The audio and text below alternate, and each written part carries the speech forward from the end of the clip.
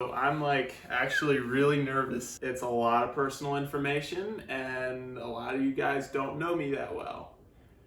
You're about to know me pretty darn well.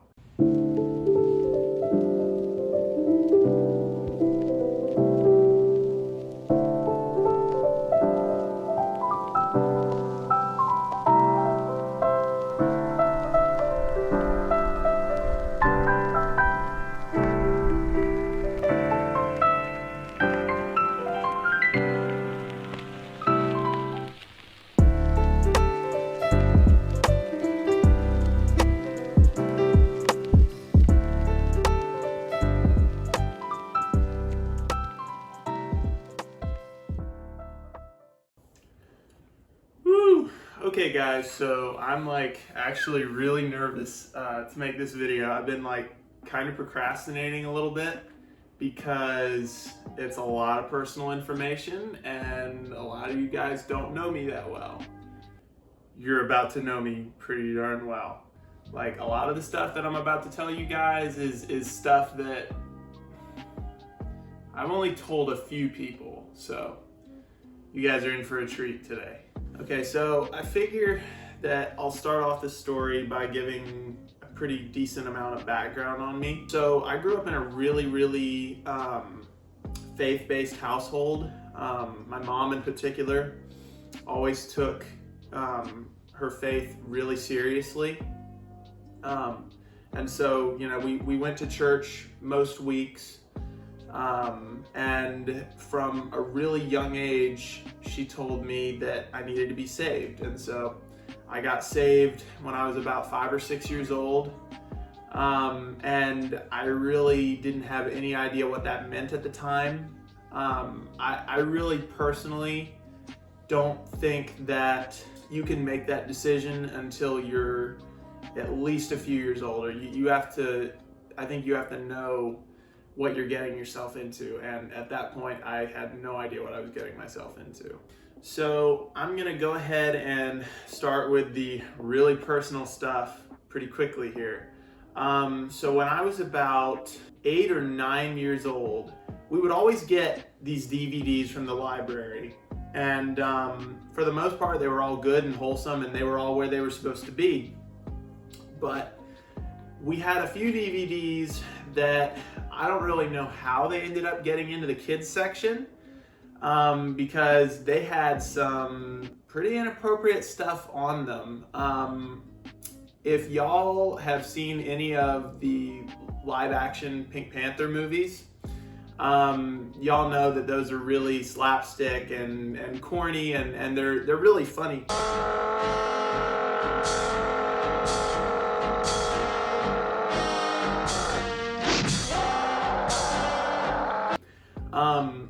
But there was this one lesser known Pink Panther movie, and I want to say it was maybe the third or the fourth in the series. And there was this really bad scene at the end with naked girls in it. And I can tell you right now that as an 8 or 9 year old, you're not supposed to see that kind of thing. And when I saw that, I was like, well, dang, I'd never seen anything like that before. And that got me super duper curious because okay, so we had a computer in our living room. And a lot of the time, I had access to that thing when nobody else was around. And so, as an 8 or 9 year old boy might do, I was searching around for things. I figured out how to clear my search history, and I messed around, and before I knew it, I had a pornography issue. And so that really, even though I was not based in my faith at that point and I didn't realize what it was doing to me, I knew it was wrong, but I had no idea what the actual implications were. So I had that issue. Fast forward some years later, I got caught at one point, and I gave it up for a very long time. I did not watch porn for years after that. Then around 13 or 14 years old, now keep in mind I was a pretty sheltered kid. I didn't get a lot of the stuff that kids my age were getting, like smartphones, even though they were kind of in their infancy at the time. I had a flip phone until I was about 14 years old. When I did finally get a smartphone, I kind of came across music. I had literally, until I was 14 years old, I had never listened to music with headphones in. So I have this, it sounds really funny, but I have this really vivid memory of practicing basketball in my driveway and listening to music for the very first time on my headphones. And it was Till I Collapse by Eminem. And when I tell you that I got the craziest goosebumps ever, I mean, it felt like an out-of-body experience. And so I got hooked, and I started listening. Basically one of the only artists that I listened to was Eminem. I loved Eminem. I didn't even realize that you could look up clean versions of the songs. And like, it kind of ate me up at first that I was listening to these explicit versions, but kind of as I went on, I kind of started to get numb to it. I started to realize, like, dang, like I'm cussing a lot when I get angry. And like, I would just realize that things were just like slipping out, and I had no idea where that came from. Like, I'd be playing with my brother in the driveway, and I would like bang knees with him or whatever, and I'd just let an F-bomb slip out. And I was like, wow, like, I wasn't mature enough in my faith to realize, like, I gotta put an end to this, but like, something was definitely wrong. So around that time when I was first discovering music, I was about 14 years old. I already was having a really hard time fitting in at the middle school. I had the misfortune to kind of make enemies with a lot of the kids my age there. That's a whole nother story for a whole nother video. But then I got into high school, and my high school career started off on an incredibly rocky road. So the seniors at my high school were at a very, very bad place in their lives. And so while the hazing wasn't necessarily like a really physical kind of hazing, there was a lot of verbal hazing and a lot of just completely wrecking my confidence. For those of you that don't know, I have played college basketball for the past 2 years, so obviously I didn't let it get to me too much. It didn't totally ruin my career, but at the time, I just about begged my parents to let me quit basketball.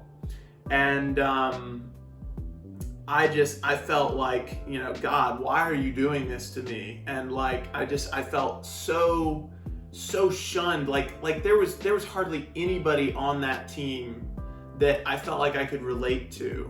And having not only not being able to fit in, but then having a big crowd of people, all the seniors, some even the juniors on the team, just totally make me feel like I didn't belong. It was enough to make me want to quit. I mean, I wanted to quit so badly.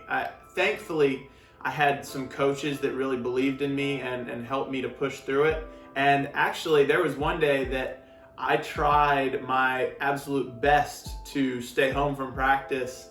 And I remember my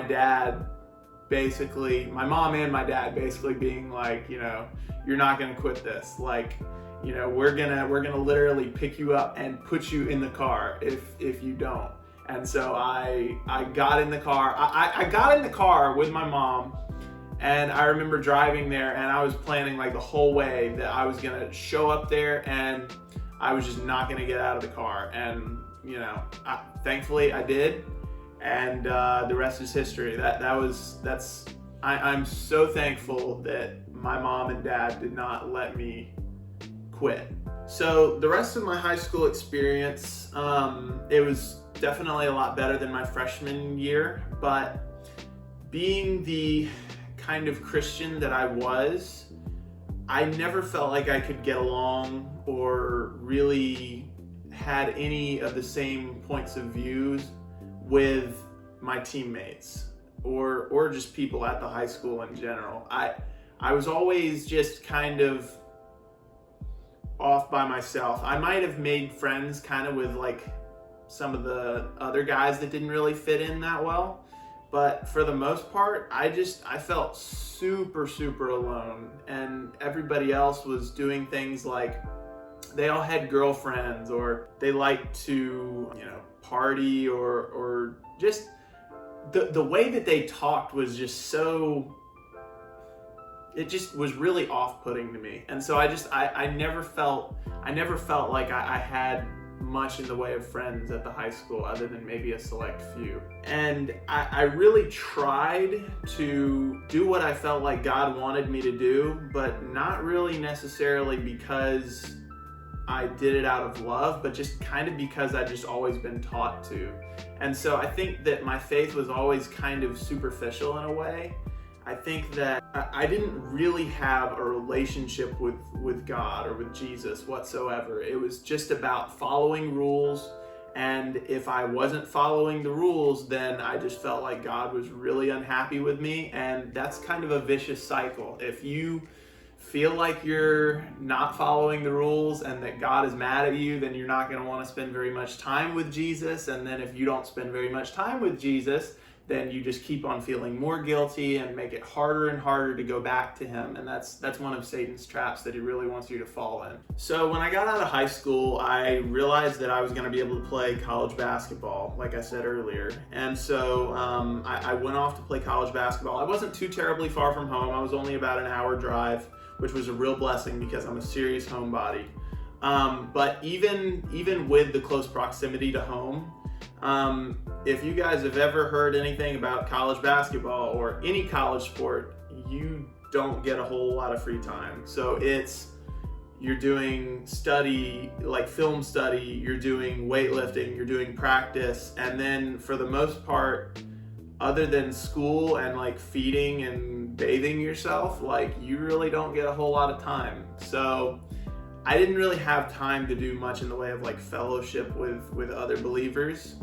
I would occasionally go to a disciple group when I could, and I tried to go to church on Thursday nights at a place called 1122. Even with that, I still just didn't feel, I didn't take that personal time with Jesus that I really needed to, and so I just feel like that was one of the darkest times of my life, if I'm being completely honest. My teammates, don't get me wrong. I mean, they were awesome teammates and everything, but I felt so unplugged in college, and I just felt like, the way that they talked about women, or the way that they talked about faith in general, it just really made me feel completely and entirely alone. And it starts to wear on you when you're not around that support system. That's why you need to get involved in a disciple group, by the way, because, or at the very least have lots of Christian friends, because even if you have really strong convictions and you feel like you need to follow God, if you are just constantly in that environment of people that aren't dedicating their lives for Jesus and are kind of living in an ungodly way, you are going to drift. Like, you are going to drift. It doesn't matter how strong you are. Everybody's had that experience, right? Where you're swimming at the beach, and over time, the current just drifts you further and further and further away from your stuff on the beach. And then you look up after swimming for like 10 or 15 minutes and you're like, dang, I'm like literally like a half a mile down the beach. And that's kind of what faith feels like when you're unplugged from believers. And actually, another thing, I felt really just, I was angry with God for virtually my entire college experience, just because I felt like I worked so hard on basketball and on trying to do what God wanted me to do. And I still felt like I got pooped on, like, at every turn. Like, and this is going to be a topic for another video, but I really tried for the first time in my life in college to kind of pursue a relationship, I was like, well, I'm 20 years old, like I should have a girlfriend, right? You're wrong. And so that really didn't work out. I'll give y'all a whole video on my dating experience. Y'all be on the lookout for that. But relationships did not work out. Basketball did not work out the way that I thought that it would. Particularly my second year, I had way higher expectations. And my faith situation wasn't working out. I mean, when I say that I had a pornography issue, it was never like a, you know, oh, it's that time of the day, like I'm gonna go watch pornography. It was like a constant like struggle. It was a battle. So it was like, you know, I would go a few weeks without watching anything, and then I would have one night where I was all alone, and it was late at night, and it was like I just felt like Satan was just attacking me 24/7. But you know, it was never one of those things where I just totally like let it completely overtake me. It will if you're not careful. If you're just kind of like dabbling in pornography, if you're just like, oh, well, Sam, I don't really have a problem. Like, you know, I might watch porn like once a month or whatever. I can tell you right now that if you don't take it super, super seriously, that it's going to creep into your life and it's going to destroy you.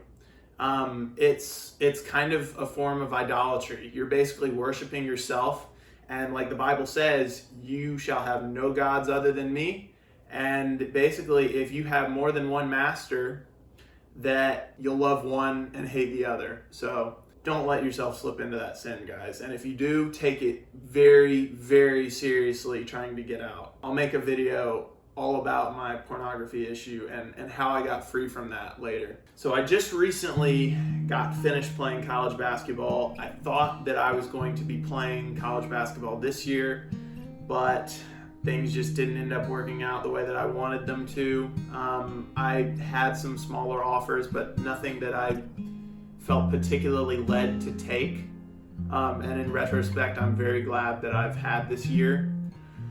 To just kind of figure out who I am in Jesus. And I think one of the things that it's led to is this, for me to be able to just talk to you guys and share my experience. I was angry during the college basketball season, but I don't know if it compares to the level of anger and frustration and lack of belonging that I've felt after college basketball. I didn't feel like I had any purpose anymore. I felt like God called me to play basketball, and to be honest, I just hadn't really thought what else I wanted to do. And so that led to a lot of anger. And I would just kind of see it pop out. And one thing that Pastor Joby says at 11:22 that I really like and that I quote all the time is, nothing can come out of you other than what's already in there. So for instance, if I like stub my toe really badly, the only thing that's going to come out is what's already in there. If I'm angry somewhere deep inside, then I'm going to get really angry.